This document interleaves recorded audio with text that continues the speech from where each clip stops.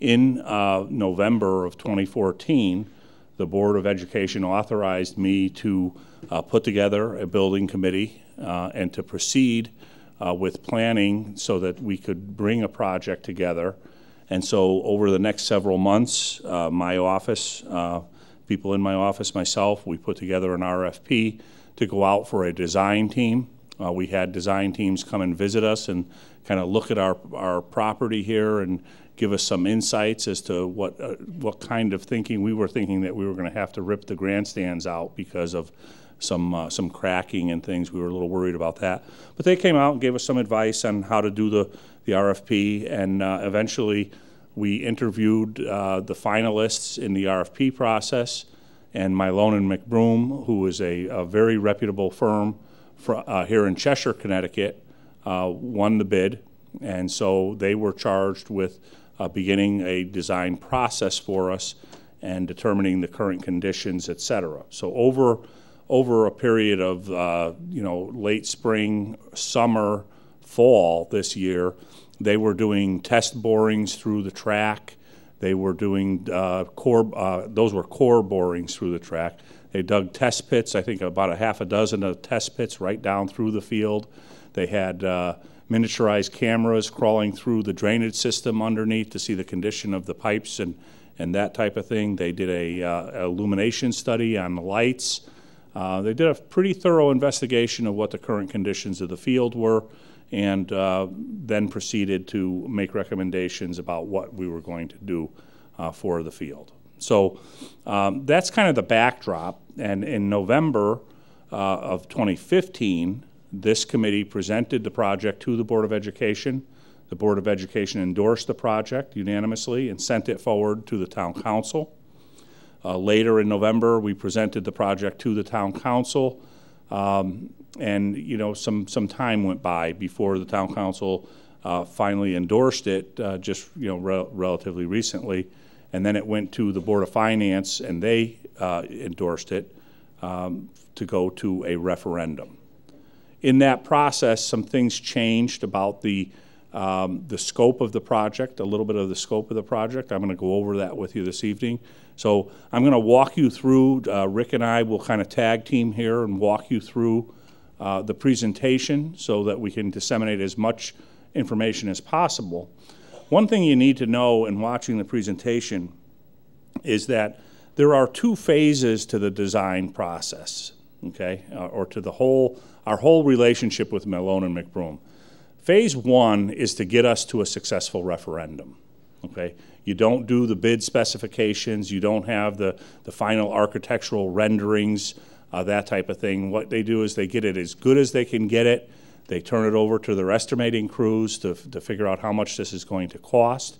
And then once you get a successful referendum, then the bid specifications, all that very fine detail work happens, and you proceed. That portion of their fee gets embedded into the bond, okay? So we could not take on the entire design process in our current budget. So we had to embed the second half of it into the bond to make it all work. So let's go through the slides, and then we'll have plenty of time for questions, and we can elaborate on different things as we go. We try to keep these presentations kind of concise, and there's a lot of detail sometimes behind a slide, and I'll typically assume that you understand it, and you may not, so that's when you ask the question. So aerial view, the stadium. First thing was the stadium. That everybody that looked at the stadium said the stadium was actually in fine shape. There's some spalling on the concrete that could be fixed. There's an opportunity to put some handicap seating there down the road that they're recommending, but otherwise we can live with the current stadium there. That would have been a nightmare because it's all concrete and rebar. And if we had to take it out, we probably couldn't have ground it up on site and used it as fill. We probably would have had to truck it away. So that was a huge relief to the committee when we started. The current field conditions. The underneath of this field, the drainage pipes, there are galleys of drainage pipes, and then there are collection points. Some of them are crumbled, some of them are choked off. They're not draining the way they're supposed to drain. The topsoil condition here is that there was about 18 inches of topsoil sitting on pretty good drainage material, okay? But 18 inches of topsoil is way too much topsoil to have in a field, and it holds a lot of water, and then because of the broken drainage underneath, it doesn't hold up very well. You could see that a minimal amount of play wears the field out. You have massive areas of exposed dirt, rock, and things like that coming to the surface very quickly. On a grass field, typically you can get about 20 hours of use on a grass field per week, and the grass would stay in pretty decent shape. 20 hours per week, okay? We can't run our games on the field in 20 hours in a week. Okay, we wear the field out. So there's no practicing, there's no community use on this field whatsoever. Just another photograph of the sod conditions. The track is at the 12-year mark. The current surface of the track is at the 12-year mark from when it was resurfaced. That's 5 years beyond the life expectancy of a resurfacing project. So we are starting to see some real damage, wear and tear on this track. This has to be fixed. You know, I suspect, and I think, John, you'll bear out that you know, there will come a time in a very near future when we will not be allowed to run SWC meets on that track. Absolutely. I think this year we're going to be okay, but moving forward to next year, it is a big question mark. Karen, you run the track. What's your opinion of the track? My knees hurt a lot. Yeah. I run on the streets of Monroe, and I have no problems with knees or feet, but I can't even run 2 miles without it. Right. The rubberized surface is practically gone. Now, the good news is when Malone and McBroom had that test board, we found out that the underlayment to that is in great shape, very salvageable. I was worried we were going to have to dig up the asphalt, the bituminous underneath the track, and that would have added a considerable expense to this. But no, it's in good shape. The problem is now with the rubberized surface wearing away, any crack you get in there, you're going to have water penetration into that, and you're going to see it's going to look like one of our roads here in town, right, in the springtime. Okay? I'm sorry, Steve. I'm the father of 2 grown girls who played field hockey from middle school through high school, and I watched them play on grass fields all of their time at Nonawag High School, and then every once in a while they'd get an opportunity to play in a state tournament on artificial turf, and we'd have to rent space at the high school where I was working as a principal at the time for the girls to practice, because they knew they were going to a turf field and their experience on turf was minimal or non-existent. In the game of field hockey, I don't know if you're familiar with it, but the game changes immensely when you go from sod to artificial turf. The ball actually goes where you hit it on turf, and it doesn't hit a rock and bounce and go in a different direction, and the game is much faster. And so they never really ever progressed very far in state tournaments playing against teams that trained and played routinely on artificial turf. Pomperog High School in the SWC, I was principal at Pomperog High School when we put that field in 2002, I think it was. They just now replaced the carpet and the fill on that field this past fall. So they got about 12 years of use before they had to replace the carpet. We could talk more about that a little bit further on. But I can tell you that it was my experience that putting in that turf field at Pomperog High School did not give us a new field.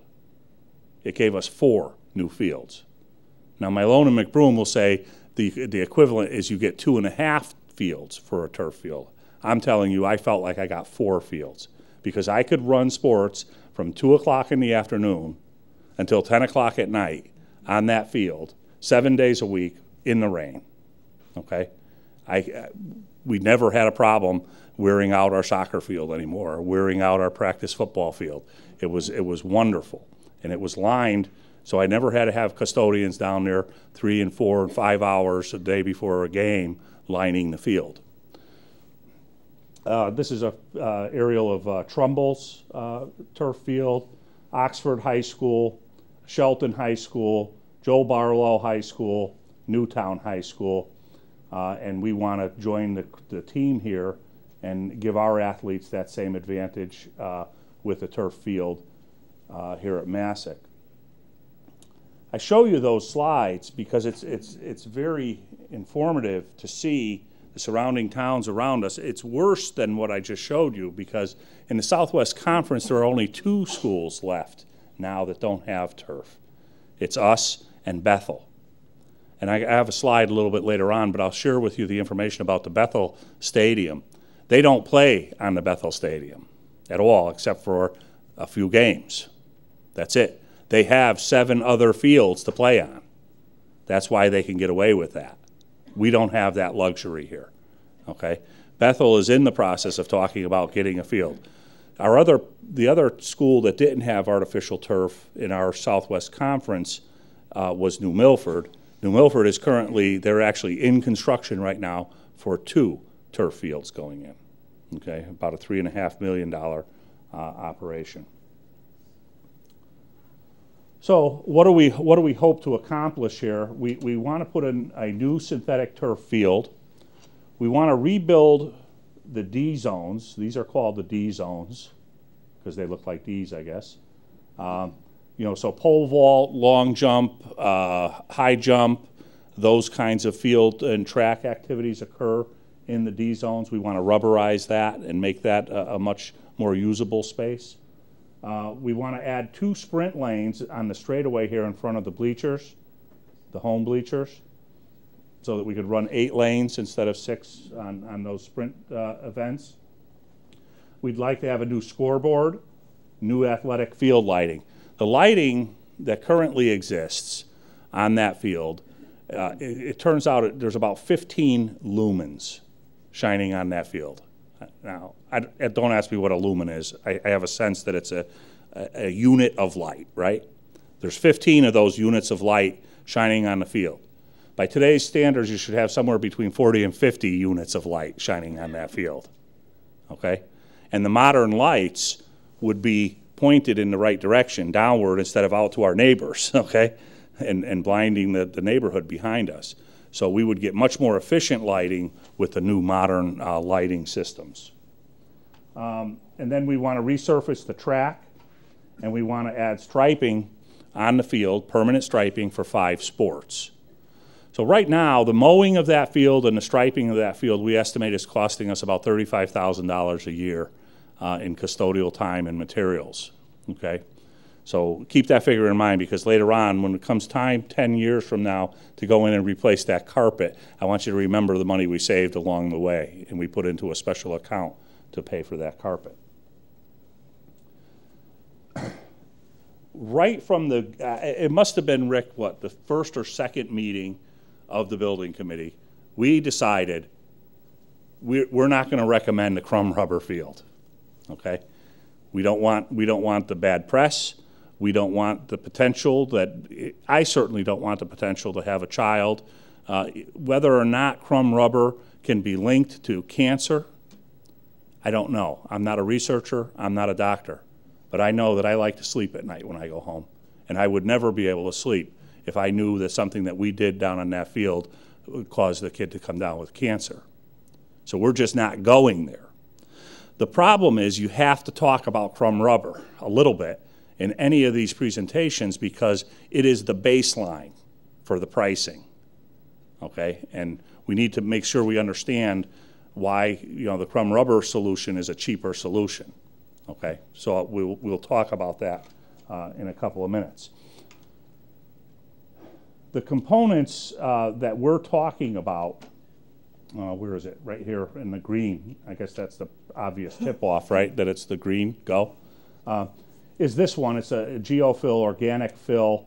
It's made from sand and coconut husks, ground up coconut husks, okay? In Europe, that's the preferred fill, I'm told, that's used for soccer because it plays closer to authentic sod, than any of the other possibilities. We didn't like the Nike grind. Nike grind is ground up Nike sneakers, okay? It's still rubber. So we weren't attracted to that. The coated sand wasn't a great option. There's some issues of compaction with that, even more so than the organic. And the TPE, we didn't really talk much about. The rubberized cork fill, we found out if you get a really good rainstorm, you could float your fill out, right? So you'd have problems with that. So the team felt pretty strongly that organic was the solution. Now, here's why we have to talk about crumb rubber. When you construct this field, most of the work below the surface, the drainage work and all of that, you'll see there's about a 450,000, I think it is, or 600,000, we have a slide on it, of drainage work and preparation under the field. When you use crumb rubber, once that's done, you put a fabric over that. And then you put your carpet on, and then you put your crumb rubber into the carpet. If you choose any other infill, you have to lay this layer down first. You have the fabric underneath it, and then you have this layer. I forget the term for it, but it's basically polystyrene, and it has drainage built right into it. But more importantly, what it does is it's a shock absorber, and it really reduces GMAX, that's right. That was a term that we learned in this process. Really reduces the likelihood, if a head comes into contact with the surface, reduces the likelihood of a concussion, okay? That layer is $150,000 to put in. You can't skip that layer if you're going with an alternative fill. The committee, whether even before, even when we were talking about going with the organic, we recognized that even if you were doing a crumb rubber fill, you would want this layer in today. Why? Because if a connection is ever made to cancer with crumb rubber, you could, if you have this layer in place, you could just vacuum the carpet of the infill of the crumb rubber and put the organic in. If you don't have that layer, you got to rip the carpet off and put that layer in. You lose the carpet. You have to buy a new carpet. Yeah. I'm sorry? For the level, right, because it was too much. Yeah, we'd have to add and adjust for the height. I'm sorry, subtract for the height. So that's why we had to talk about crumb rubber, and now in retrospect we recognize why there was some confusion about crumb rubber in our project. We are not using crumb rubber ever in this project. I just talked about all of this, so I'm going to skip that slide. This slide is a very telling slide in that if you'll notice, it's kind of complicated. I don't expect you to read the whole thing. But if you look at the David Strong Gymnasium here in the high school, the high school hours that we use that gym is 815 hours. The community uses it 217 hours, or 21% of the time. If you look at the pool, Masuk pool, the high school uses it 358 hours, 31% of the time. The community uses it 814 hours. They're using it 69% of the time. The stadium grass field, we use it 212 hours, or 97% of the time that it's used. It's used by us. 6 hours a year, it's used by our youth organizations or others. 6 hours total, okay? So you can see that here we have a great place for a lot of things to be happening. We have demand in this community for fields and for athletic facilities. Clearly, we have tons of use on all of our facilities between park and rec and youth sports and our use, and we're getting the least amount of use on the thing that's probably costing us the most money to maintain.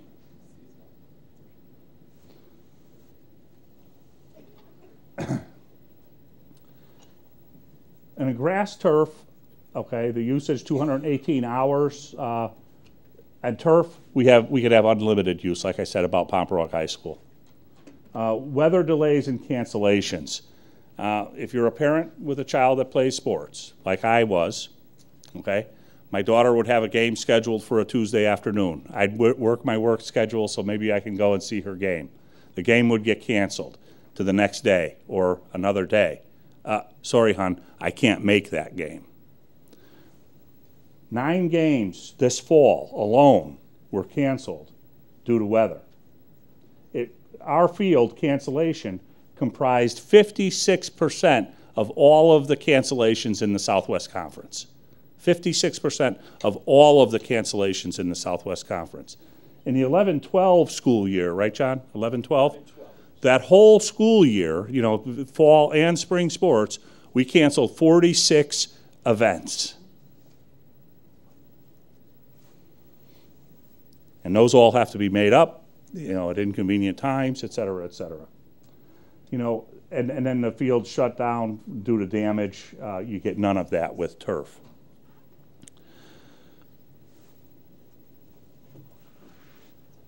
I already mentioned that New Milford is getting 2 new ones. Bethel High School, their campus includes 7 fields. Their stadium is not allowed to be used, their stadium field, during the summer, and it's restricted to football and 2 soccer games per year. That's why they can have a grass stadium field, because it's not used. You can't use it. New Milford High School, as I said, right now these are pictures this week of them digging. They were able to dig all winter. The frost never hindered them this year, so they're in good shape. We spoke to the principal the other day, and he's very excited about what's happening there. Here's a slide that shows you that availability. Look at, you have 7 fields in Bethel and that 1 stadium field there. And the budget. Let's talk about the costs here, because this is significant. There's no question about it that there's, you know, costs associated to doing a field like this. First of all, for general conditions, we have $100,000 budgeted. For synthetic turf improvements, just the turf, to get the turf, the logo, a football goalpost installed, is about $600,000. That's the carpet and the infill and those goalposts. Ball safety netting was $20,000, and the earthwork and drainage issues beneath the field to fix the field is $455,000 worth of work that has to go on before you could fix this field. Now, if we wanted to skip all of this and just do a new grass field, fix the drainage and do a new grass field, Malone and McBroom gives us an estimate of $350,000 to $500,000 to do that in and of itself, just to go back to grass and fix the drainage problem. Okay? Sounds like throwing good money away to me.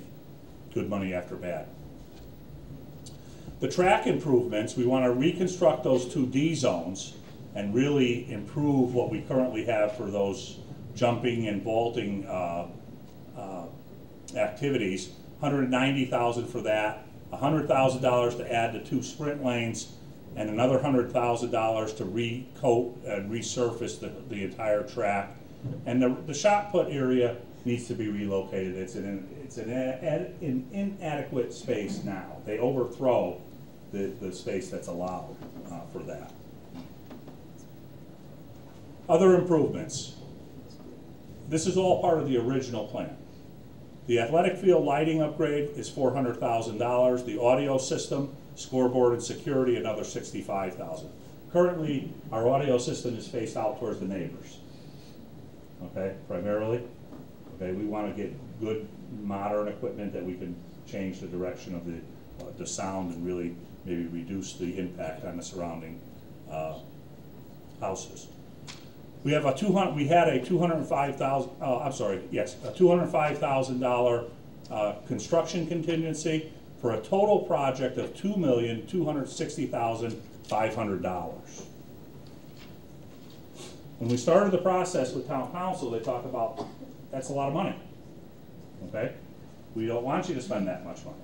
So that's why it took from November till recently for us to get approval to go forward. We had to kind of figure out what we were going to do with that. And 1.7 million was the targeted number to come down to on this project. So there's a couple of different ways that we could come down to the 1.7 million.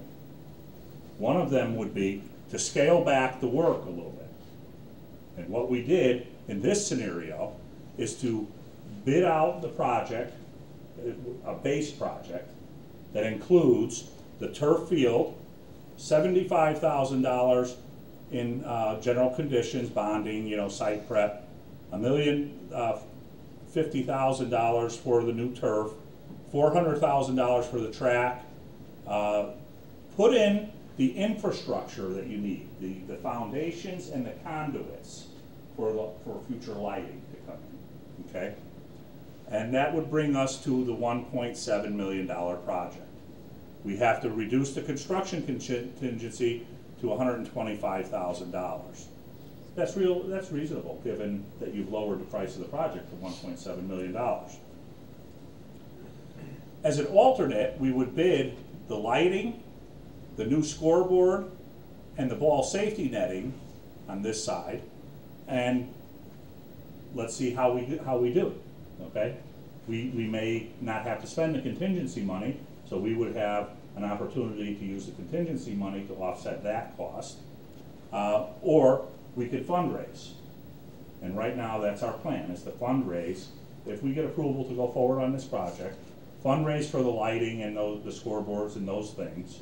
Okay, Rick would be instrumental in helping kind of organize everything so that we could do that. We talk about naming opportunities, booster clubs, donating, giving major gifts, and sitting on top of the town appropriation of $1.7 million. Board of Ed, every year, we run a very, very tight budget. Oh, I'm sorry, Bob, I'm confusing you by moving around, right? We run a very, very tight budget, and so we don't typically have a lot of money left over at the end of the year, but we do have some money left over at the end of the year. And I forget when the law came back on the books. It was taken off the books for a while, but a law that allows us to set up a capital reserve account with our excess money is a state statute now, and we can do that. Okay, and you could give up to 5% of your budgeted amount to that account. We don't. That's not appropriate. But like this year, we anticipated about $40,000 surplus in our budget. It ended up, because of an accounting thing that they wanted us to do, to $118,000. So that money got sent to this capital reserve account. Right now, we're sitting in the capital reserve account of $274,000 in round numbers. The state owes us $281,000 that we're waiting for as a reimbursement from all of the security work that we did on our schools a couple years ago. We're waiting for that money to come in. So, when you take the two there, I think we should fundraise as best we can for those other things. And if we fall short, the Board of Education is behind, and so is Town Council, and so is the Board of Finance, of us perhaps going into the reserve account to make up any difference that might fall there. Okay. Some people have made the assumption that this project got moved and bumped other important projects out of the way this year for some reason. That's not true. We have been very diligent in recent years in maintaining a capital improvement plan. You've seen the roof work that has been done, and boiler work and tank removals that we've been doing steadily year after year. The Stepney project, roof project, is the next scheduled roofing project. That was always scheduled for next summer, not this summer. This was scheduled for this summer. Okay, so there was no new priority given to the turf field project. So we have a referendum, okay? And the referendum is a ballot, a written ballot. It's going to be at the Senior Center on March 8th from 6 a.m. to 8 p.m. And you have to show up in order to vote. And my attitude at this point is let the taxpayers decide if you want to move forward. There's been a lot of discussion of whether this project is a want or a need. I've been in this business a long time, 35 plus years, okay? always intimately involved with athletics because I spent a lot of those years at the high school level. I actually served as the chairman of the executive board of the Southwest Conference for a number of years, so I've always been, for 21 years I've been involved with the Southwest Conference in some form or fashion, okay? This is not a want, folks. This field is a need. We are about to get to the broken stage where it's not going to be playable.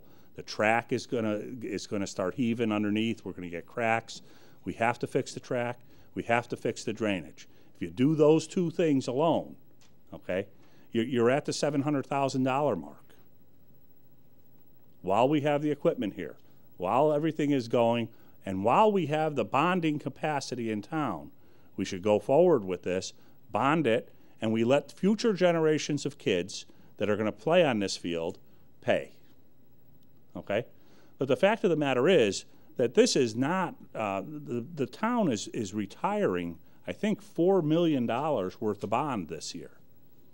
Okay? And I suspect very strongly that $4 million is going to get bonded no matter what happens to the turf field on March 8th.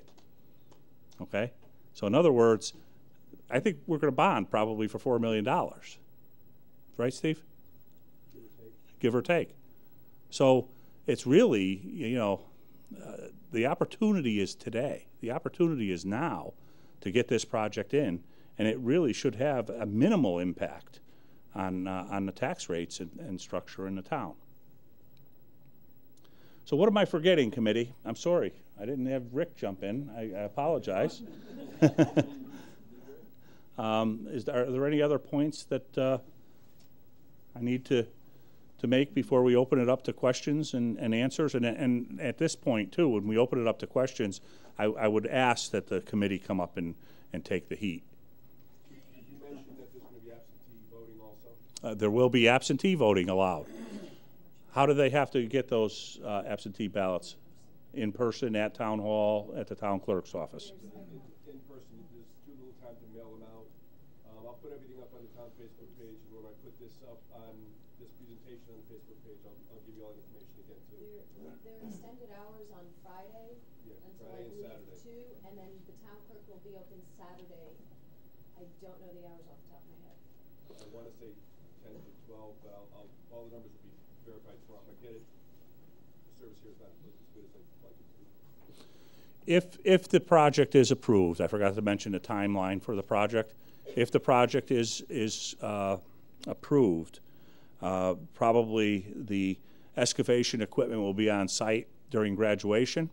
The next day, they'll start digging, okay? And we probably would have to reschedule maybe a couple weeks worth of contests in the early fall, and then by October 1st, we'll probably be playing on that new field. So, yes? Okay. Permitting, yeah, we have to go to inland wetlands. We have to go to planning and zoning for a number of different issues. This is all of our schools are in residential zones. So everything that we do requires special exemption permits to do. So we need to, we just got adjusted on some lighting issues and times of day that can be. Right.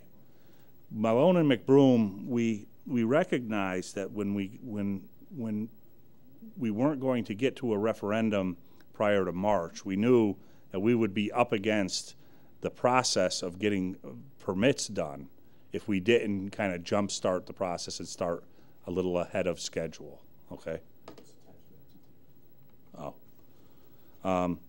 So we actually engaged Malone and McBroom to start the inland wetlands process, to start the planning and zoning process, so that we would make it in time for when construction actually started. Okay, so the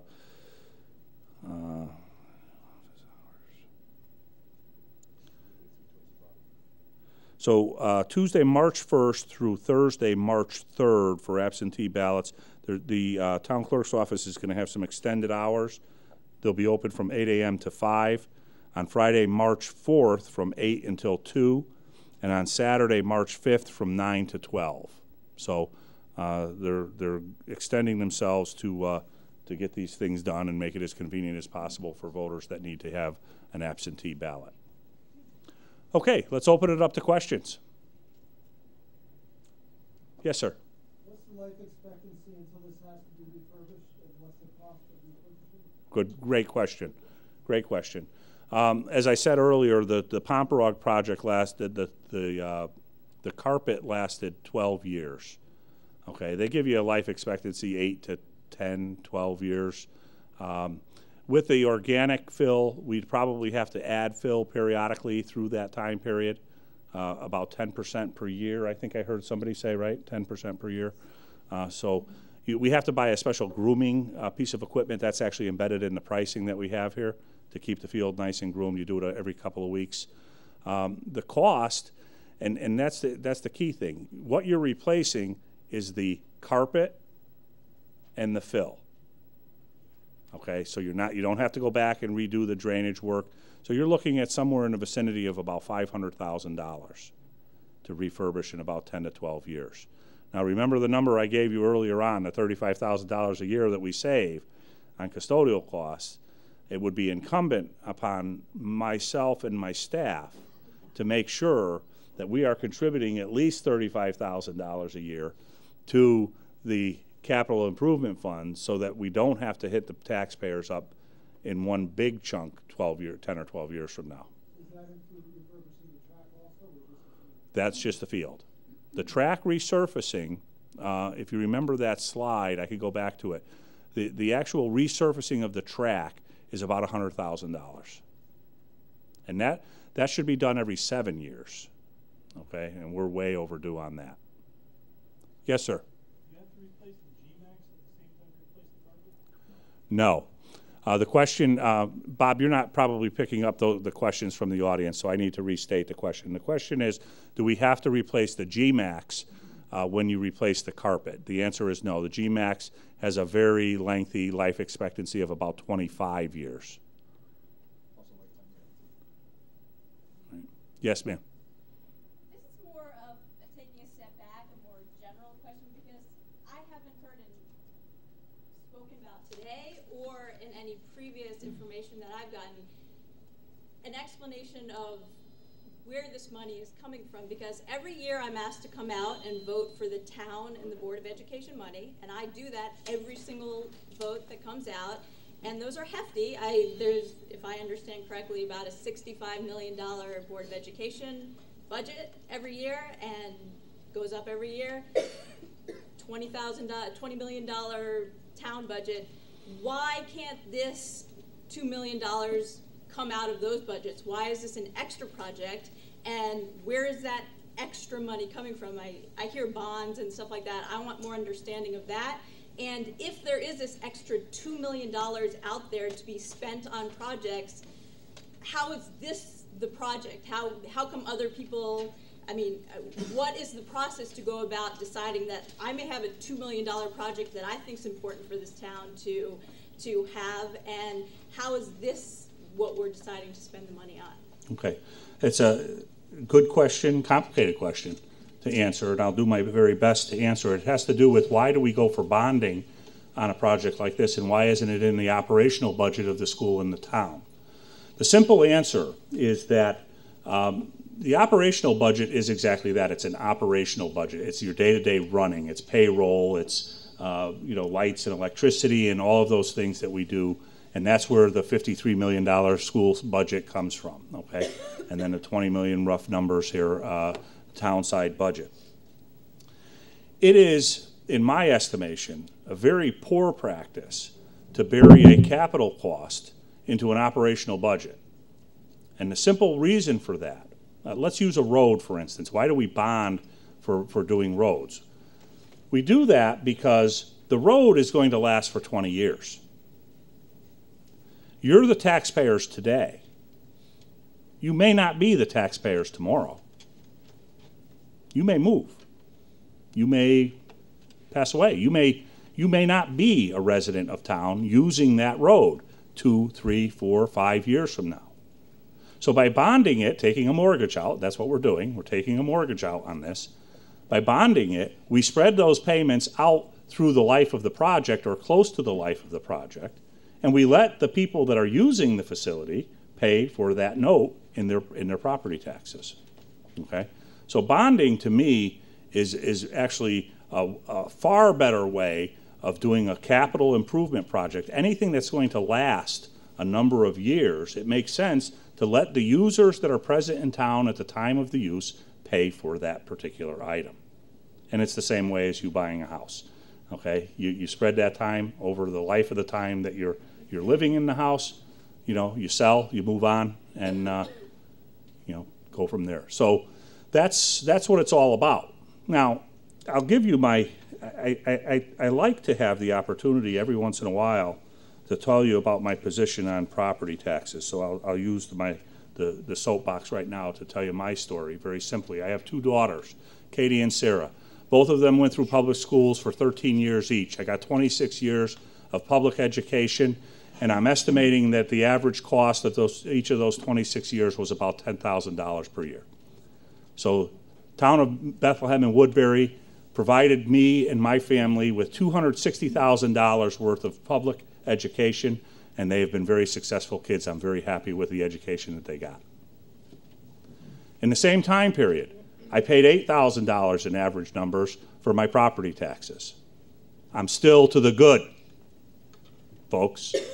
I'm still to the good, and I haven't talked to you about the police protection that I've had, the parks and recs that I've had, and all of the other amenities that I've had in living in my nice little bucolic town, just like you. So, you know, I know taxes are painful, and I'm not belittling the impact of taxes on everybody, okay? But you know, when you look at it from a different point of view, like I just looked at it, you see a different story emerge. This town is a great town. You have great amenities in this town. Towns must come here with envy when they see your park facilities and the lake and Wolf Park and all of these other places. You have a school system, I can tell you, hands down, is at the top of its game. We are recognized statewide. In fact, Bruce Lazar is sitting in the audience right here, right now. This afternoon, he announced to his staff that as we're speaking right now, the State Board of Education is saying the name Stepney Elementary School. And they're saying the name Stepney Elementary School because they, in the most recent round of assessment, were identified as yet another Monroe Public School of distinction, a Connecticut State School of distinction. It's awesome what you have here in town, and I know it's painful to pay for it, but you know, we have to look at the opportunity here and recognize that, you know, fixing the dirt and doing the track and thinking that we're actually improving the situation is not a solution. It's throwing good money after bad. We need to fix this thing and make it more usable, make it a resource that the town could be proud of, make it a resource that our youth teams can use, and that our athletes can improve their game and be more competitive, and I'll say, honestly, in a more safe fashion. Yeah, Rick, go do it into the mic so that they can pick it up for TV. Just want to make sure we're finalizing the answer to your question the best we can, because your last question was, and why can't you surface a project that we could spend money on? So my answer to you is you can. The guy in the blue shirt there is thirsting for people, young people like yourself, to take a leadership role to come up with projects to advance and better our town. So there's many platforms and opportunities for people to put a committee together, think about a project, do some research, put a plan together, and actually present it to the town council, committees, the Parks and Rec Committee, the Finance Committee, and all these committees that lead our town. You have absolutely every right to do that. And I welcome other projects that advance our town. I'm sure he does as well. And so to answer your question, yes, you can. Well, I feel like taking that this was not really well publicized prior to this, and if I want $2 million to go toward lighting in this town on the roads or sidewalks in this town, I might rather have that than have a new football field. I mean, my kid's a drama kid, so maybe I want a new theater. Those are all things that could potentially happen, but like this, it seems like it's all happening, and then all of a sudden, you know, we're saying that we're gonna have this extra bonding on top of everything else I vote for almost $2 million. That's a lot of money. What I have learned, and I'm a rookie at small town politics, so I've been christened over the last 9 months, is that's why we have a referendum vote. And if you choose not to have the money go to this, you have every right, absolutely, to vote no. That's the benefit of this process that we have. So. Yes, sir. I just want to follow on her question. So if this turns into a no vote, what happens to this money? Great question. You said you expect bonding anyway. Do we have any idea what happens to the money? And also what happens to this project if it's a no vote next week?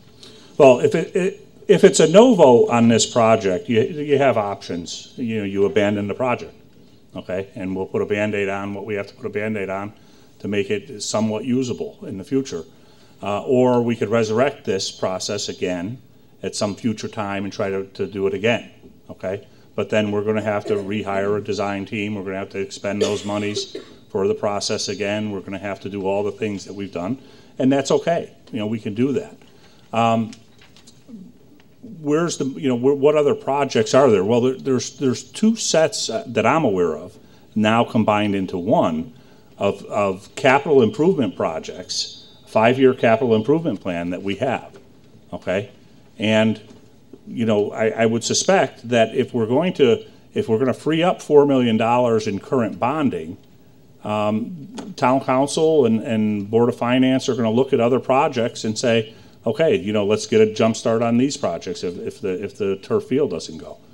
If I could too, and I'm sure I'll speak loud enough for the microphone, if you go to the back of the budget, this budget it actually has a category table of context in it. Go to the end of the budget, and actually, yes, that young lady has it right there. You'll see all the capital projects for the next 5 years. So there are other projects. This has been in the pipeline, but there are many more projects that are in for the next couple of years. They will all move up. But this has been well vetted. I can't explain the communication process, but I have known about it. I've posted about it a few times about all the meetings they've had. Not everybody has the opportunity to read everything in as quick as we'd like to, but it has been maintained a pretty rigorous schedule of what they've done, plus the Board of Ed meetings. The Town Council meetings, like you said, has been a few months. Board of Finance meeting was relatively quicker, but it's been well planned. So I hope people realize that there is a lot of work that's put into this. I want to give the volunteers a big handout, and like they said, we're always looking for new people to get involved. So, and email me, I'll get you some more information. And we have a great team to get this job done. Okay, the experience that's here on the building committee to see this through is just an exceptional group of talented people that know the business and all ancillary components that we could bring this project in very nicely. Yes, back there? Yeah, I guess my interest in the project is primarily from a safety and health standpoint, which is why I'm here. I have really, really little kids, so we're not even at this stage yet. Tonight is the first time I've seen the slide with the red circle and the no sign over all of the options other than the organic. The original slide in the presentation only had the no over the alternative rubber. Okay. Only over the rubber. So I guess my question is that a new decision that it's absolutely only going to be the organic fill, because that wasn't obvious in the original slide presentation?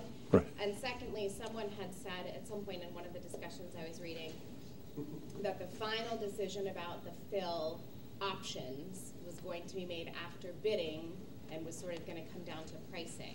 So I'm just curious, because to me that would change my vote. Like if it's absolutely only going to be organic fill, that's one thing, but if it's maybe probably going to be organic fill unless bidding comes out too high and then maybe TPE or coated sand would be considered, that's a different Right, issue. I understand. The question is, why did we change the slides to indicate that, you know, the other options were not options in terms of the infill, okay? because we heard that there was confusion about it, and we adjusted the slides to make it more understandable. We apologize for the confusion that created for people, okay? The organic infill is the infill of choice for the building committee. Yes, ma'am. To be fair, it's not that it was confusing. It's, if you listened at the town council meeting, it was not 100% decided when town council said they had concerns over using a fill that wasn't as used in the area. I believe it was you that was speaking that had said, well, that doesn't have to be that way. That's what we would like to do. But we could go with a more tried, not crumb rubber, I get it, another alternative. And then if in 6, 8 years they decide that this is the way to go, well, we could tear that up before the lifespan of the turf and put in the other one then. Right. Once you, the question is that, you know, is it a firm decision on the organic? I'm going to turn to the committee. Is it a firm decision on the organic material? And That's what the committee is recommending. So the committee's recommending. Right. But that doesn't, does that That's what mean- we will bid. So that's what you will bid. So that's it, 100%. If it doesn't come in Correct. under the bid, then you will not do it if it's not organic. So keep in mind, town council, the contract that comes back from the construction, from the development project, have to be approved again by Right. town council. So this is not just us with the checkbook of 1.7 million you get to spend. It has to be approved through the process. Right. We are bidding organic fill. Once the entire project comes back in the contract, it's then approved by town council. So therefore, you'll have another layer of security to ensure that the committee is doing what we're saying. Does that help? Really, it's more that town council seemed like they had questions and reservations on it. They So- don't anymore, They don't I don't anymore. believe. The bid specs, if this project is approved and the bid specs go out, they will specify organic infill. And there's been a number of different terms tossed around as to the type. I think there's been geofill, luminata, corkina is the other one. So there's a couple of different terms that are used. They're all basically manufacturing terms, but it's an organic infill that we did. And that's what we spec out in place. Do you know what Trumbull's newest fill is? I'm just curious. I think it's crumb rubber. It's, Isn't it? when they Or no? rebuilt it, they did it with the crumb rubber the second time? I'm just curious. I'm sorry, we don't know. We don't Yeah, know no, the that's answer okay. to that. It's what?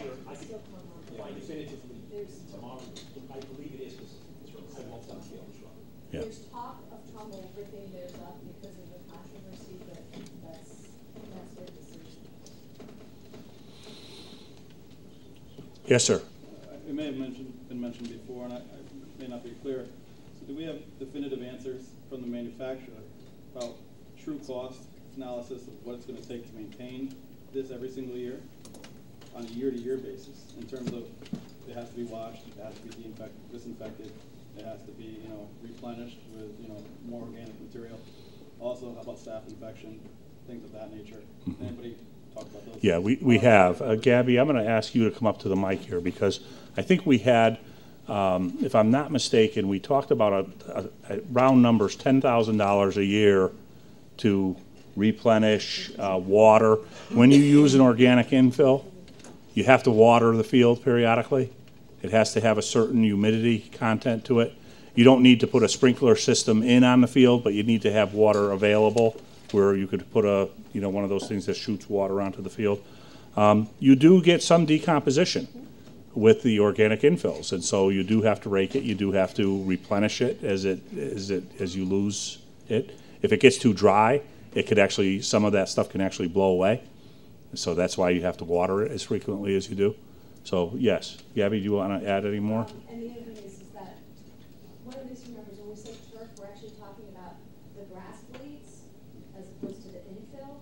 So because they're not real grass, they're actually resistant to fungal growth and mold and things like that. So whereas on real grass, you'll actually potentially have more issues with things like clover and yeasting for kids who have allergies. It's a concern we have on our fields that you're going to have a kid who gets yeasting who's highly allergic. So the turf, the synthetic turf actually is resistant to mold and fungus. How about staph? The infill is not, though. I mean, that's that's a tough one, I think, on any field that you look at. No, I agree. So we think $10,000 is a good estimate for Right. your maintenance size. Right. Okay. You have to remember, we're saving money on custodial time, on things like, it sounds goofy, but paint supplies to actually stripe and line the field. We're saving money on grass seed. We're saving money on hiring a company to aerate the field. We don't actually have an aerating machine here. So we're saving a lot of money on those types of things. Now, when we take all that topsoil off, so we're gonna have 800 yards of topsoil. We own that. That's going right to the Parks and Rec Department or something, I would imagine. Well, We're it's- not giving it to the contractor. No, we're not going to give it away. The funny thing, you know, I thought, oh boy, here's an opportunity to make some money, right? So we were talking. Who was it? Vic, I think you were talking about it at one of the meetings. That, you know, if you go to buy topsoil, you're going to pay what, $20, $25 a yard for that topsoil, right? We're talking about 8,000 yards have to come out of there, I think, right? It's a huge amount of topsoil that has to come out of there. And I'm saying, oh boy, we're going to make some money. People that come and haul that stuff away to resell it to you will only pay you about $5 to $7 a yard for that material. So we have other fields that we could use some topsoil on. So our plan right now is to stockpile as much as we can, either with the town getting some of it, us getting some of it, but our south field over here, the one that we keep getting sinkholes in, we can certainly top dress that field. There's other places we can use that topsoil, no doubt about it.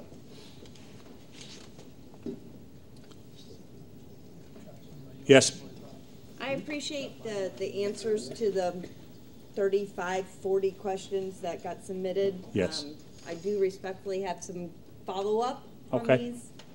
But I do have a couple of questions just to make sure I'm hearing correctly, questions that were asked tonight that aren't on here. Okay.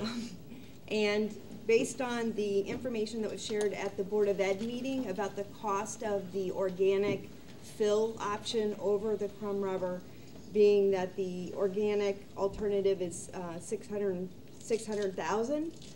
I'm trying to understand, as opposed to the $380,000 that's in that Board of Ed presentation or minutes, in the minutes. I'm trying to understand of that, the cost, because if I take that divided by the 10 years, for the 10% of the per year for fill, we're talking $60,000 of infill between the blades, which is way over the $35,000 that you're currently spending on maintenance on the grass. Your math Okay. Well, isn't, I'm not talking to getting the the mic, math here, Gabby. Gabby. I think you're looking at the total cost of both the carpet and the infill, right? So I don't know. That's no, you are, And yes. the geotech, and the G-beams. Right. So you're looking at the total cost of replacing the turf, so the synthetic grass blades, the infill, the carpet that goes between the layers, if you recall, not the Geomax thing, not the shock absorber, but the carpet. So that total cost on a organic infill is about $600,000, whereas if you use crumb rubber, the ground up tires, it's about $380,000, $400,000. So you can't take the $200,000 differential and say, oh, that's all the organic fill, so I just divide it by 10 and there I am. It's not that simplistic.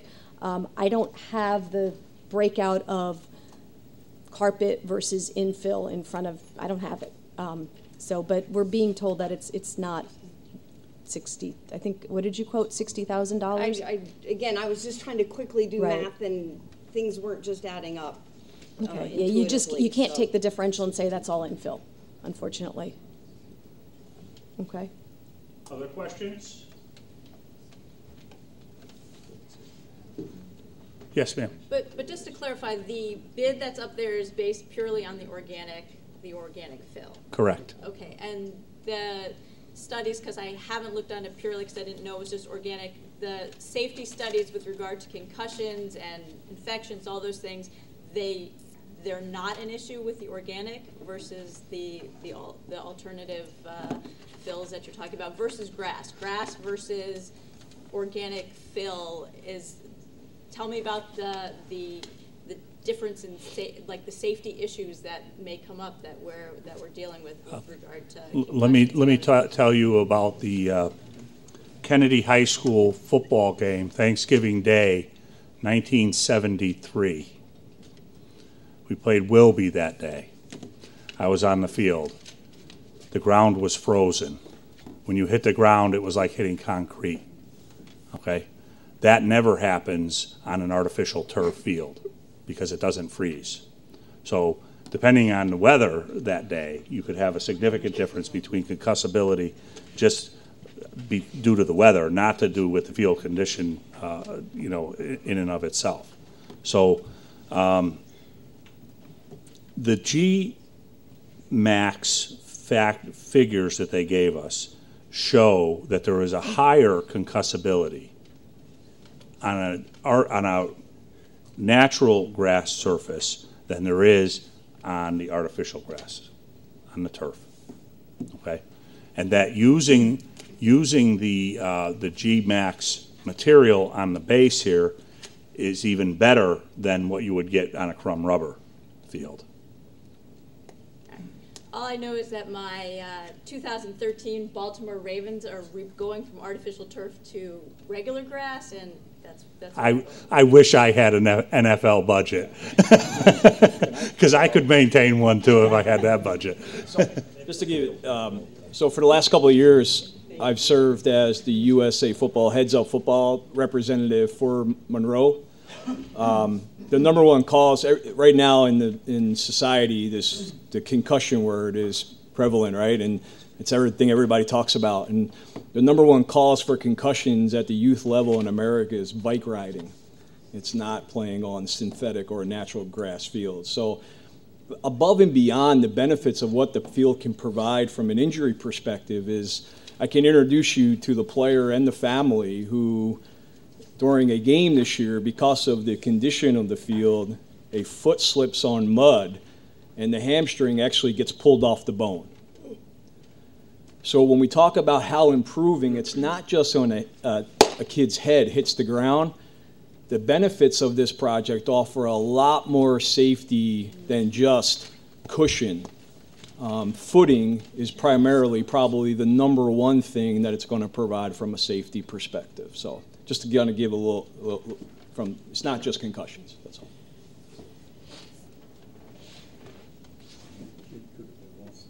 Other questions? Yes, ma'am. Hi.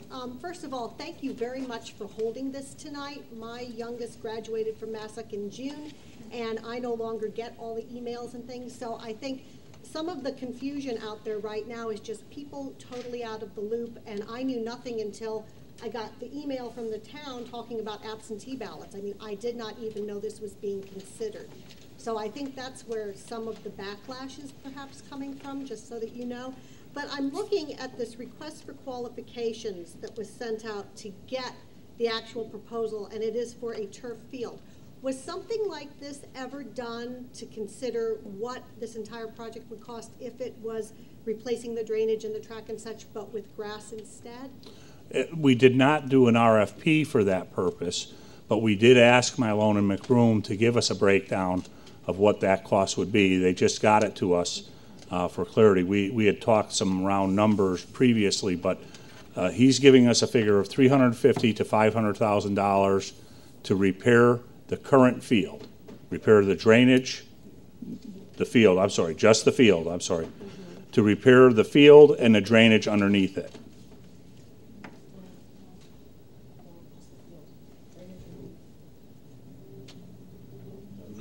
No, it was repair the drainage and take, the problem is they have to remove, there's too much topsoil in that field, so they have to remove about half of it.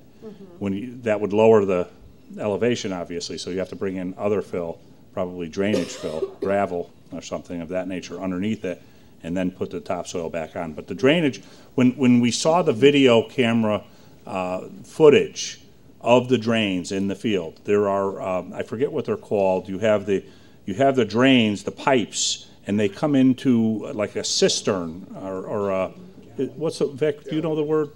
It's like a dry well. They're caved in, okay? They're getting choked off. And so we're not draining the field the way it should be drained. A galley, I did use it before. Thanks, appreciate it. Yeah, Ed? I just want to point out that you would also have to add the refurbishing of the track cost. Right, If you were exactly. going to go back to grass. Right. Not improve the long jump, high jump, pole vault areas. You know, none of that would be improved. There wouldn't. So do you know what the total difference between the two would be then, assuming you did everything else? The track, the lights, the scoreboard, I don't remember all of the pieces. Well, I mean, it would be,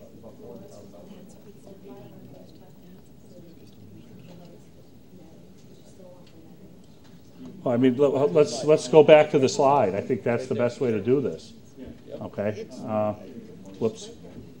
I mean, if all you did was to do the whole project, okay, without putting turf in, the only thing that you would subtract off is about this $600,000 from the project. So you'd still be. You'd have to add in, right,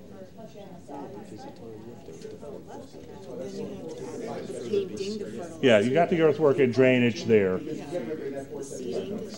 maintenance on it every year, you don't know. The comparison was never done because it was never Right. considered. I would guess about 600,000 would come off the project. So you'd still be at about a $1.1 million project right out of the slot. But then in 10 years, or 8 years, you wouldn't have the additional $400,000 to $500,000 to add. Correct. But don't forget, one of the purposes, this is important to keep in mind, one of the purposes here is to get a field that we can increase the usage on. Remember, the town park and recs and youth athletic used 6 hours of time last year on this field. The school used 212. When you compare that to all of the other athletic facilities that we have, okay, we're getting peanuts worth of time out of that field. We're not getting the use on this field because we can't overuse it because it deteriorates so quickly. Yes, sir. So I'm still in my head trying to balance out the implications of a yes and no vote. So this comes back to now, 1.2 is what it would take to maintain everything as a grass field, do all the drainage updates and whatever. I asked the question before about what happens to the bonding if this is a no vote. Does that 1.2 still get spent out of that bonding money, or do we now have to come up with another way? We would have to come back to the town council, to the Board of Ed and the Board of Finance with a new project. So we would have to start from square one, redesign a new project with scope and timelines and budget and all of that other stuff, and go through. Which pretty much takes it out of this year. Takes it out of this year, absolutely. Absolutely. Just one thing? I'm sorry. Yes, Tim. That 600,000, well, if you took the 600,000 out, that's off the 2.2. So Right. in reality, it's 1.6 then, not Right. 1.1. Right, yes, that's right. Yes, I'm sorry. That's with lighting, that's scoreboard, that's everything else. So That's, legitimately, that was the 1.6. total project, right. Thanks for the correction, good point. Yes, Barbara? So the one question that you're now is hitting a topic that was not addressed or not answered in the list related to community usage of the field. And the questions were deferred to town Parks and Rec to be able to answer the questions of unfulfilled demand at Wolf Park that this particular field could alleviate, and it got deferred. I don't know the answer, but I'm questioning where this extra usage by the community would come from if we're not meeting the demand requirements or demand capacity at Wolf Park. I think I have people here that could answer that question. Bill, would you use the mic though, because otherwise the TV won't pick it up? Sorry, just to clarify your question, are you saying that the Parks and Rec aren't getting enough demand for the fields that we have? Is that your question? My question, trying to get clarity of understanding this claim that Masuk Field can miraculously take, all this community demand, is there actual demand that's being unfulfilled today of the fields that we have from a Parks and Rec perspective? So I can speak for, I oversee a couple of the youth sports organizations, of which is youth lacrosse and the Monroe travel soccer program. I will tell you that if we can find 10 yards of space by 20 yards on any given day, we're very, very fortunate. I think the Parks and Rec do a fantastic job, but the first time it rains, and they're very good about pushing it to the last minute to cancel. They hate canceling, but when they do, you know, people pay. It's pay for play, right? You pay for this money. People want games, and a lot of work goes into it. So the minute one game gets canceled, it's a ripple effect. So even to have this available on a weekend, because the demand really is, just give me a field at any point in time, we'll fill it. Right now, we don't have that option. So we're competing for softball, field hockey, football, you name it. And now more and more often at the lake, they're getting more requests to use it for 5Ks, things like that, which even further pushes the availability of the field. So speaking for the organizations that I'm involved in, certainly, whether we get to use this once a month or once every 2 months, knowing those days will absolutely help us have backup plans that will help, you know, deliver what people are paying for. And it's that kind of information as a public that would be helpful to have presented as a part of the, here's why we want it, here's Sure. why this makes sense. And that's the part of the equation for me that prompted this list of questions is I'm clamoring for information that I cannot get and has not been accessible Sure. throughout I don't, this process. sorry to interrupt you. I certainly don't think that's a lack of anyone on the board not trying to answer those questions, and I think the list of the questions and the various social media, all that stuff has been to really to give people an opportunity just that, to say, hey, listen, what are your questions? Because everyone has lots of them, you know, and, you know, obviously I you know, being involved in the youth sports, trying to schedule all these games, I have a slightly biased view that says, listen, give us a parking lot. We can go play out there. It doesn't matter to us. Just give us a space so that we can at least let the parents know what you can expect for the season. So I think that, you know, those questions are certainly welcome for any of the sports organizations out there. You can certainly forward it to any of the presidents or the board, and they can certainly answer those questions as well. I can tell you, my first 2 years here in the district, I spent way too much time being a referee between the youth sports and the use of our school fields and having to arbitrate between the various demands on our fields. So I know from firsthand experience that the demand exists. And that was a question, too. I might as well just highlight that topic, too. Someone was talking about our declining enrollment. Yes, we do have a declining school enrollment.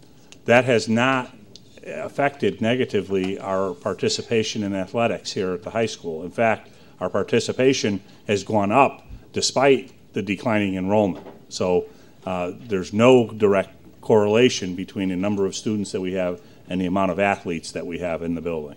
Right, John?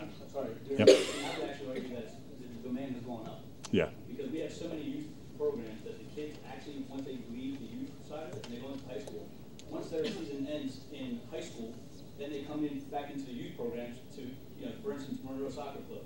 When they're done playing in the fall, they don't have any place to play, so they come into the spring, and now they join the Monroe Soccer Club, so now we have another 60 kids that we have to find games for and field space as well. So I definitely think it's increasing. Jim? Times have changed, you know, significantly since I was a high schooler. When I was a high schooler, there was a handful of sports, a handful of teams that existed at the high school level, and that did not include very much in the way of women's athletics at that time either. But today, Masuk High School sponsors 79 teams. There are 79 distinct teams at Masuk High School. Okay, so when you think of all of the kids participating in 79 different athletic teams, it's really it's a huge component of life at Masuk High School. Yes, ma'am.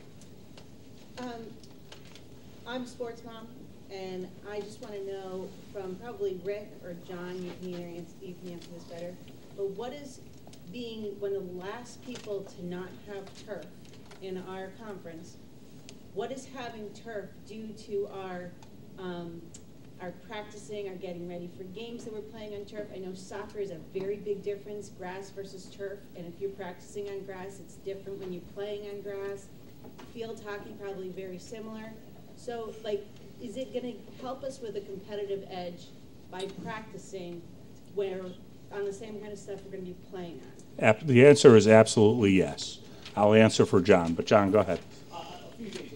The big picture, including in terms of practicing on that field, one thing for our kids in the league perspective,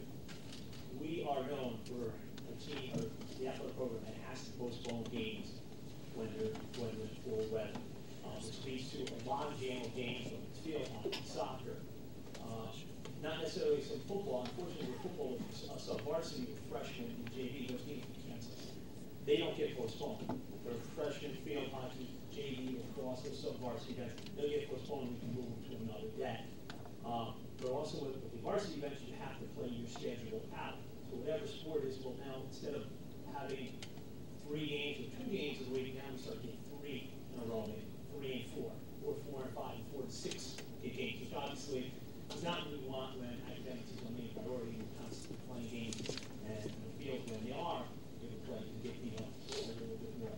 With respect to the surface, absolutely. In terms of playability, being able to practice on it, allowing for our kids to keep that competitive and sometimes disadvantage that we have when we're not playing on that turf field and we're playing all of our tournament games most likely on tournament. We don't get to host SWC tournament events because we do not have turf. And we get into certain situations, let's say 3 or 4 years back, we're playing Avon in the state championship game. I know Avon has turf. We're playing on turf. I sent our girls to InSports, I don't know if it was called InSports at the time, 4 years ago, but I sent them in. I wanted them to practice on turf before that state championship game, so we weren't at a competitive disadvantage. Field hockey, 2 different games, on grass and on turf. And what do we think? Talk about community uses. The exciting part of this project is getting the young kids to here at Massachusetts High School and playing on that field. One of the things that we don't have space not only here, but in town. We don't have a youth field hockey system. So, and we have a lot of girls playing field hockey. You'd be surprised. We were able to get freshman, JV, and varsity field hockey programs without a youth program. And those poor girls come out and they get a stick. And like, this is the first time they do this thing. And not only that, they're on grass, and once again, at a competitive disadvantage. And they work so hard. It's such a great program. But we're talking about competitive disadvantage right there. Field hockey just like right there. And you might ask also, like, why do we care that we can't host an SWC tournament or a state tournament here? Because we would never be playing in that game if we were the host, because we would have a hometown advantage, right? The booster clubs at the host sites make tremendous revenues for their organizations when you host a state tournament or an SWC tournament, okay? And we do get a little bit money back, John, if I'm not mistaken, on the SWC and the CIAC. Take, for example, we have one before this. CIAC is always clamoring for us just to say we can use it for. So we have the league championship, we actually have diving championship going on right now. So if you weren't able to get a part of the space, we have the SWC diving championships here today.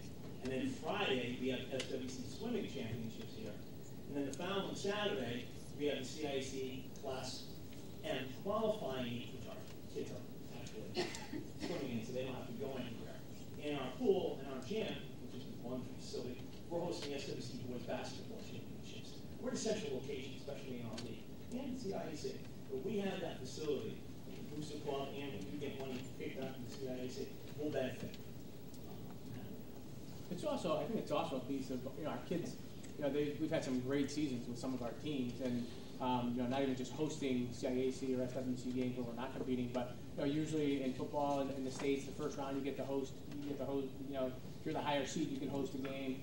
We had this situation with girls soccer 2 years ago where, they were the higher seed, they got to host a game, we had to go play it at Trumbull on turf, and unfortunately, we lost the game. We haven't hosted a postseason game down there that we deservedly earned the right during the regular season to host in a long, long time. I think the last football game we played on in the States, Jordan, I think you might have been coaching, I think it might have been 03, 04. We have not hosted one since I've become that level, and that was 11 years ago. Just because the field's not playable, and I can't wait and sit for 5 days. Is it going to rain or is it not going to rain? I have to get a turf field, and I have to secure it well in advance. So we haven't played state tournament football game here. And now we have the expense of travel. We have the additional expense of going to practice at InSport, which we do a lot of times. We have to add the additional expense of paying the people at, we've hosted, Pinellas hosted us, Pomprog has hosted us in the past. We have to pay all those folks. And if we lose the gate, we lose the concession for the booster club. And it's a big hit. That soccer game, our to the South of Trumbull did really help us out a lot. The cost that they gave us for that field was quite the bargain, but it did cost a lot of money to head down there and play for that night, on top of the buses that we have now, so it's really the same. Other questions? Yes, sir. Why is it taking so long for Masuk to do it? It's a great question, and there's been a long history of people trying to put a project like this together, going back to when Steve Vavrick was coaching and 1992. Yeah, I mean, so it's not that I think that the the fact that it wasn't taken up a number of times along the way has just kind of made people say we're never going to have a turf field, and so. If it wasn't for the parents going and approaching John 2.5 years ago, to try to resurrect this project, the Board of Ed, this would not have been on our radar screen, quite honestly, because we struggle so much with passing our budgets. Steve? Just so you know, because Ms. Farr brought it up, and I just showed her in the budget, in the capital budget, there's actually $400,000 for a new field at Wolves Park. There's also a lot of fields that can be done there, but we're trying to do it a little bit at a time. You're not going to see it the next couple of years because there are more pressing needs in the town other than another grass field. But that grass field alone is $400,000. That's with no stadium. That's with no track. That's with no nothing. That's bare bones. And some of it was gifted. Yeah. So that's it. Thank you, Joe. So the need is there. There's always people coming in, and as a matter of fact, sometimes the schools have to use the field because their fields are unplayable, and we have to kind of like scurry around that too, so the need is definitely there. We have a question right here in the front. Yeah, I was wondering, why in this particular project, why does that have to go to a referendum unlike other capital expenditures? I forget what the magic number is, but there is a magic number. When you exceed it, you have to go to a town meeting. In the past, a lot of projects have been done, and the town meeting basically usually only gets 50 to 100 at most. And a lot of us felt that that's not the way it should be, because then all of a sudden people really feel like, well, I didn't have the opportunity to vote on this, and it basically does. A lot of things do get pigeonholed. We had a library built that way. We had a lot of things in the past built that way. Personally, and you can blame me, I think it's the right thing to do to get everybody to vote on it, but as I always try to say, learn the facts, get the facts out there. That's why I just gave this young lady the card so I can have her email me and get some information out. I know, Barb, you're very good at getting the questions out. But we've got to get the facts of the program out there, and instead of just approving it by 11 to 50 people, let the town vote on it. I mean, I kind of do believe in a referendum system. It's a pain in the neck for all of us, but I think it's a true way to have government. If you think about it, if the state had a referendum, maybe we wouldn't have these huge, deficits that we have. So that's just a little pitch there. I think the referendum system is good. I think people having a chance to vote is a good thing. Sometimes it's seen as a negative. I look at it as a positive. I want that feedback. The threshold is $150,000. So whenever you exceed a project of $150,000, it has to be voted on. Right. At a town meeting, okay? What Steve is talking about is going to the next level where a town meeting is either petitioned or agreed upon by town council to go directly to a referendum, okay? But the town of Monroe is organized as a town meeting form of government. There's nothing wrong with convening a town meeting to make a decision like this, but it was the idea to get broader participation this time. So it's not mandatory to do this public referendum? It is not mandatory. You could have done it in a town meeting, yes. Yes.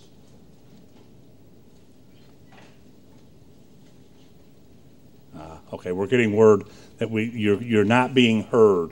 The question is not being heard, and I'm not rephrasing the questions again, so I'll be more careful. Yes?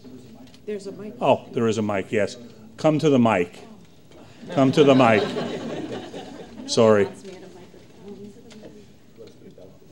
Yeah, thanks.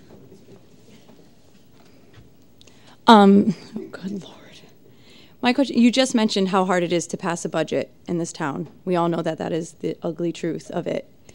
I have no problem with turf. I have no problem with trusting that you all are committed to the safety of our students and our youth. I have no problem with any of that. My only issue is that I don't trust that in 10 years we will have this money, that we talked about, there was a lot of talk of poor maintenance and not enough funding and poor maintenance. And I don't know, it seems that poor maintenance has turned into a selling point for a $2 million project, which concerns me because what guarantees, and really, I really love you, Mr. Kobza, so it has nothing to do with how you maintain Masuk. Everybody loves Mr. I know, Kobza, right? don't they? And you coached my daughter, but shut up. The point is, how can you guarantee that in 10 years there'll be $400,000, and how can we guarantee that this will be maintained the way that it should have been properly maintained previously? I can't. You know, we put a roof on a building, and we know that it has a life expectancy of 25 years. We don't start budgeting for that replacement, you know, day one after the replacement. We just don't do that, okay? And we probably should be doing that to a larger degree. The fact that we reinstituted the capital reserve account, I think, is a statement that we're making that we do want to put money aside for future projects like this. Okay. So all the playground equipment that's been taken away this year is being planned on being put back by the Board of Ed? Because I've heard that parents are funding that. No, typically playgrounds at elementary schools are done by parents. I've never seen a Board of Ed finance them 100% of the way.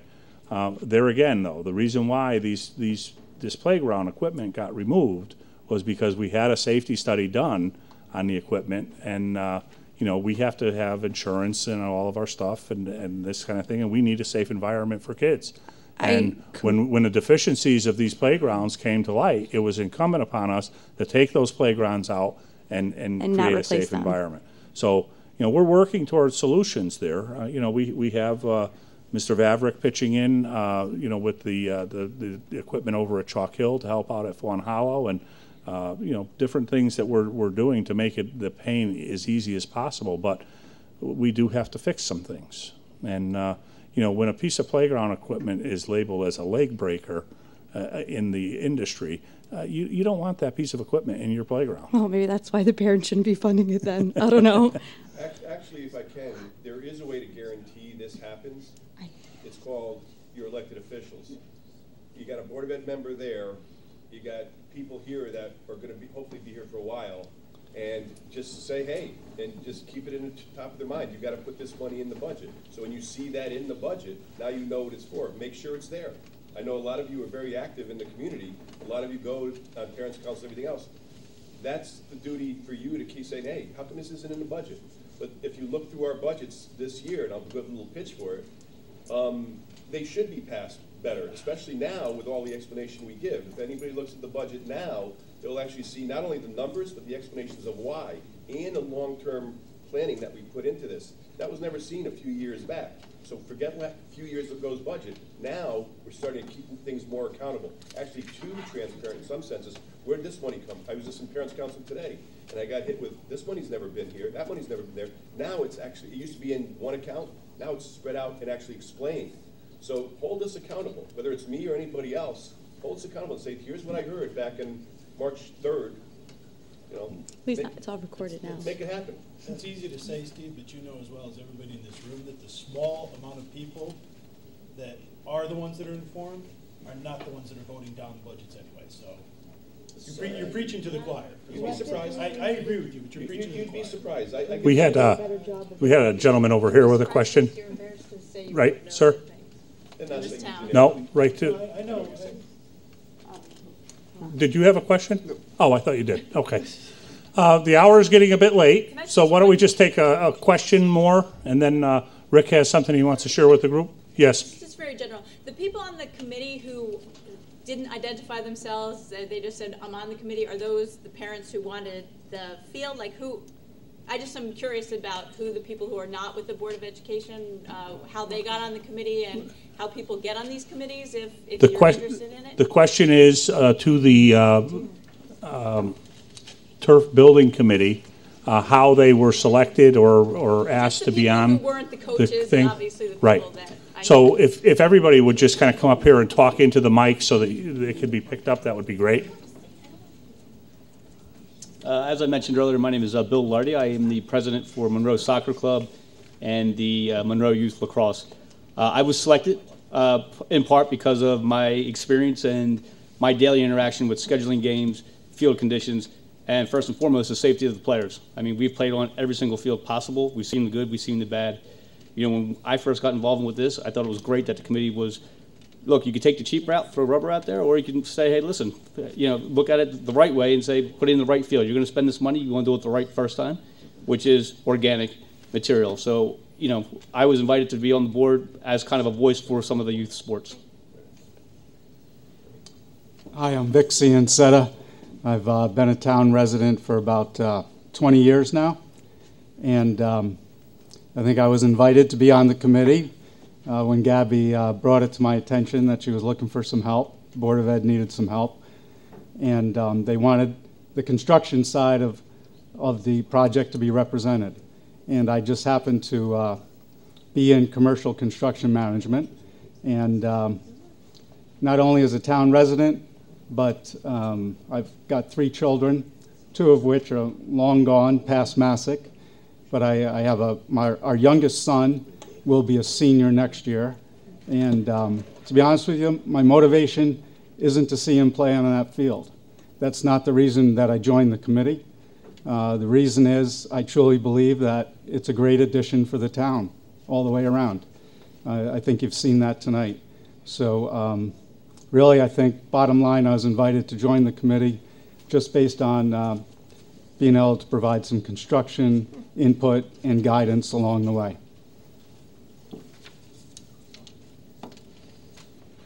Hi, everybody. My name is Jeff Rauchi. Like I mentioned before, I'm a resident of town. I think I've been here 9 years now.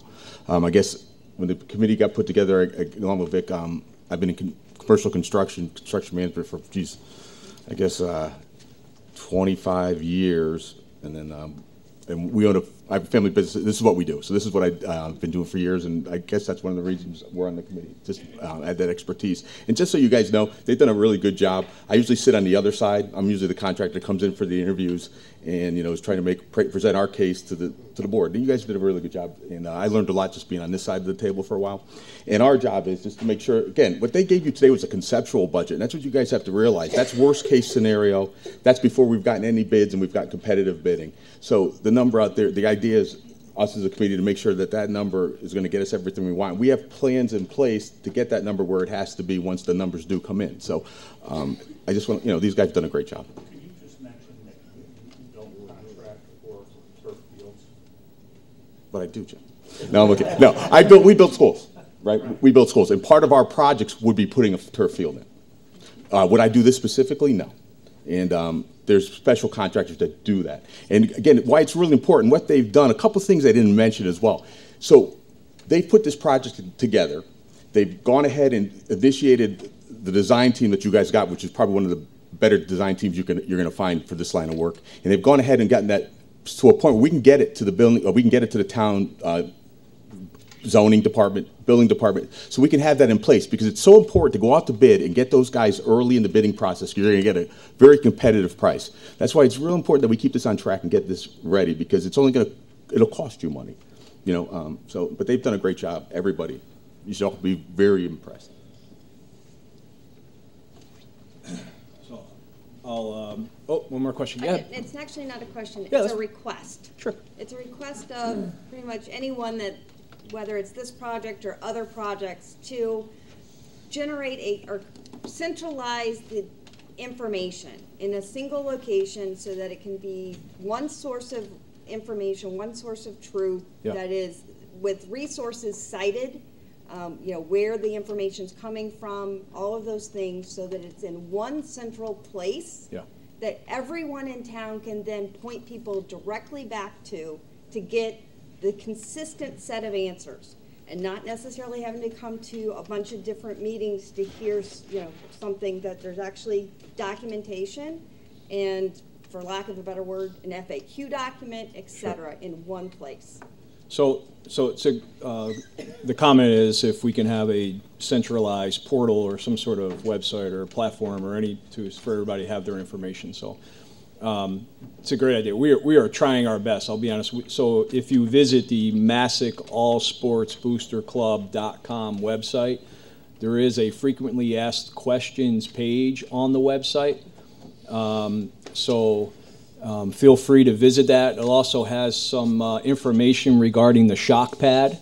It also has information regarding geofill, because it is our choice, and some other information. So feel free to visit that website. We're trying to answer every possible question to inform everybody. This is a group of volunteers who we work during the day, and we're trying our best and I know you're not saying we're not. So please, if there is a question, feel free to reach out, and we'll do our best to get it answered prior to March 8th, so you can voice your opinion. So I guess my comment there is, I don't know that it's the boosters' role. It's a Board of Ed project. Yeah. So we have used, that's a good point. So we have decided to use the Booster Club as the entity for marketing information. Just because it's the Booster Club doesn't mean that it's you have to vote yes, or it's really, we use the Booster Club as an informational source, because I'll give you my background in a second as we finalize our session tonight. One of the benefits of utilizing the Booster Club and all the great work that they're doing is the Masuk All Sports Booster Club is a registered 501c3 entity. So after Tuesday, hopefully with a yes, our real work begins. We have to raise $500,000. So we have our work cut out for us, right? So by utilizing that entity as the pass-through entity, everybody who can contribute to the project can receive a charitable deduction on next year's tax return. So we're going to try to benefit that. Chris? I know it's late. I'm sorry. I just wanted to say one thing before you guys go. It's just real quick and easy, and it's a direct question. I don't know if you can answer it or not, but I see this as a huge opportunity for our community. I think you guys have done a great job in showing us all the information. I found the information very easily, from what you guys have presented. I do have a direct question, though, in terms of if we let this opportunity pass, for those people out here that have young kids that may not be looking at kids that are stepping onto the high school field yet, or maybe even the next couple years, but they may be stepping on in 10 years. Do we have any idea of how long it will take us, again, to get this kind of group together that has done a magnificent job in trying to spearhead this and get that momentum going, and possibly the funding from the town to be able to let this opportunity pass? Do we have any idea how many years we may be looking at? And these kids that are now 5 years old, they may not be playing on turf field when they come to high school. Is that true? I mean, do we have any answers for that, or just who knows? Correct me if I'm wrong, but it's a big question mark. Okay. And I think Chris, it's a great point. I mean, John and I have been doing this for a long time. And going all the way back to the late '90s, when this thing, when we first wanted to start to do this stuff, we weren't able to get there. This is the first time ever that we have a superintendent, a board of education, approval from town council, approval from board of finance to move forward. We've never had that. So I've started here in '98. It took us, 18 years. I don't know what's going to happen. Well, I would just like to say thank you for you guys for really putting this all together and spearheading this. I know it takes a lot of work, and I know you guys have sat there and figured this all out. And I just hope that our community can figure out how to make this pass. We will find the money, it will happen. So unfortunately, if we let this pass, it's not going to happen. So yeah, and that's a shame. Thank you for the kind words. So in closing, just so I can bookend everybody's background. So whoever asked the question of what we do, I work at I'm in a private education business. I work at a private school about 20 minutes away. My kids get a benefit, if you know what I mean, a tuition benefit. I've lived in Monroe for about 11 years. I've coached football here at the youth program for 10. I've coached, go back. I've lived in Monroe for about 11 years. I've coached football here for 10 at the youth level. My son is only 6. Everybody on this committee is fully committed to the town of Monroe. It has nothing to do about benefiting our children. And everybody's very clear on that. Our work is about to get started. We're focused on that. This is an advancement project for our town. This is not fixing a pothole. This is not fixing a hole in the roof. This is a project that is going to make our town more attractive to 30-year-old couples with a 2-year-old in a car seat. And I really believe that, and that's why I'm on the committee, that it's good for our town and it's good for every student-athlete walking Monroe. So thank you for your time tonight. We appreciate everybody coming out. And oh, yeah, I said to Jim earlier, one of the comments just in closing I wanted to make, one of the tough parts I always find with Masuk as I come here, and I love coming here, and Joe and I are friends, and all the great work we're doing, it bothers me that our color guard practices in the parking lot.